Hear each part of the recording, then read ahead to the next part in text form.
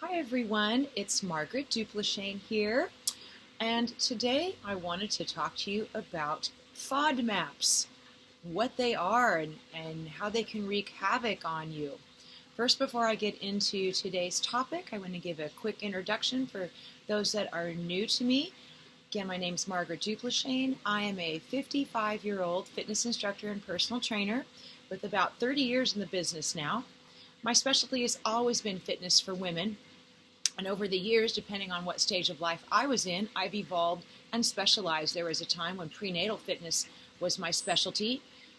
Lately, in about the last decade or so, I've really made my area of focus on midlife fitness for women, and more recently on the nutritional end and how we as women, as we're getting older, can take a look at what isn't working anymore and shift those patterns into things that will work for us now. So if you've watched any of my other videos, you've known a little bit about that I've gone through a big shift recently in healing my IBS and getting rid of some unwanted and unexplained weight gain and all of the symptoms that went along with those things, such as mood low, energy low, bloating, again, the unexplained weight gain. I was pre-diabetic, so I had to take a long, hard look at what I was doing, which was exercising a lot, eating a high-carb, low-fat style diet, and finally came to the realization that just because everybody had always told me that that's the right thing to do didn't mean it was right for me anymore. So I was feeling fantastic. I do intermittent fasting, so that's just changing the timing of how many hours I eat in the day. I've shifted to a low-carb, moderate protein, high healthy fat diet. Things were great. However, I did start to have a little bit of a relapse with some of my bloating issues, and I thought, what the heck? Here I've found this gold mine. My life is great, but some of my tummy troubles are coming back. Now, I'd known about these classifications of foods called FODMAPs for a while, but I hadn't really dived deep into studying it and finding out about it. So I started looking into those things and realized that there are some very healthy foods out there. They're all, vegetables and fruits, but for some people, particularly if you have any IBS types of symptoms or leaky gut, they can be problematic.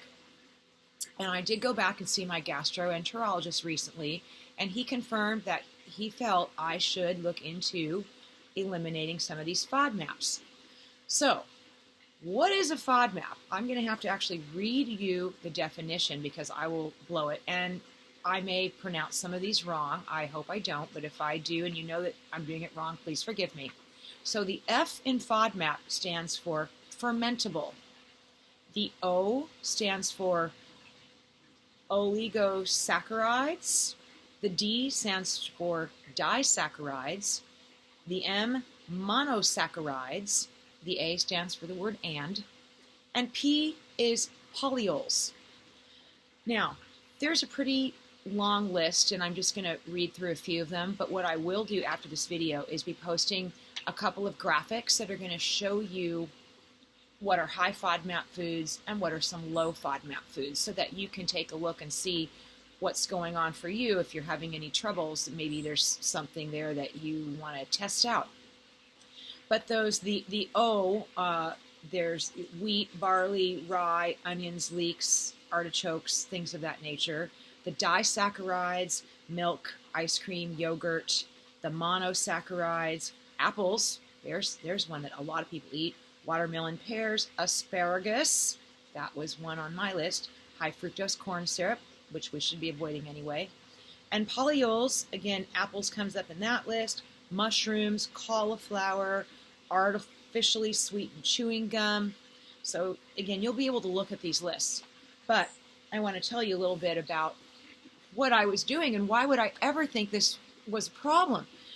So in my shift to change my eating recently, I'm eating a lot more vegetables. A lot of my meals now will consist of some kind of a animal protein at dinner time with a lovely vegetable side dish. And I was really into cauliflower rice, which I was stir frying with mushrooms and asparagus. So there you go. There is 3 things that are high FODMAP foods, and I was putting them all together at once and eating that multiple nights in a row because I'm thinking, this is good. These are wonderful. It tastes good. It's like it gives you a feeling of eating a rice dish. But my tummy was blowing up like a balloon again. So for me, I've already started doing some experimenting, and I think I can have some of these FODMAPs, but I have to have one at a time, and I can't have them every day. I seem to be perfectly fine if I have just asparagus for dinner. And then maybe the next couple nights I have a low FODMAP side dish that's going to be more squash based.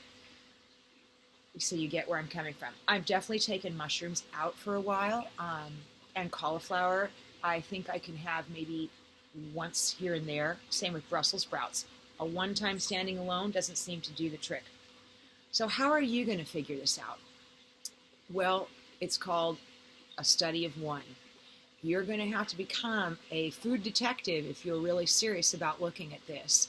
And the suggested time by my doctor was taking out some of these foods for a good 6 weeks, and then you gradually introduce them. And then that's how you can know what can you tolerate, what can you not. Like I already told you, I can tell some of these foods in this list I can tolerate. I just have to play around with the how can I tolerate them. Now, of course, I'm not a dietitian or a medical professional, so I can't proclaim to tell you how to diagnose anything or exactly what to do, but I can provide you with this information so that if you're having some troubles and you feel like, gosh, I'm eating so healthy and so clean, but yet I'm still feeling out of sorts and I'm bloated and I'm not having that nice lean look that I should have for eating all these good vegetables, this might be a place where you want to do some more research and look into what a FODMAP might be doing to you. If you want to dive a little deeper in looking at how you time your meals and how that can help you and how to figure out to be a good food detective for yourself, my course goes into all of that. It is called the Introduction to Intermittent Fasting. So we're not just about fasting. I'm about teaching you how to become the expert on you. My next course does start in September, right after Labor Day. If you have any interest in more information, just shoot me a message here with your email and I'll be sure to get that out to you. All right, well, enjoy getting to learn more about FODMAPs. Check out the graphics. If you have any questions or comments, leave them for me here, and I'll talk to you soon.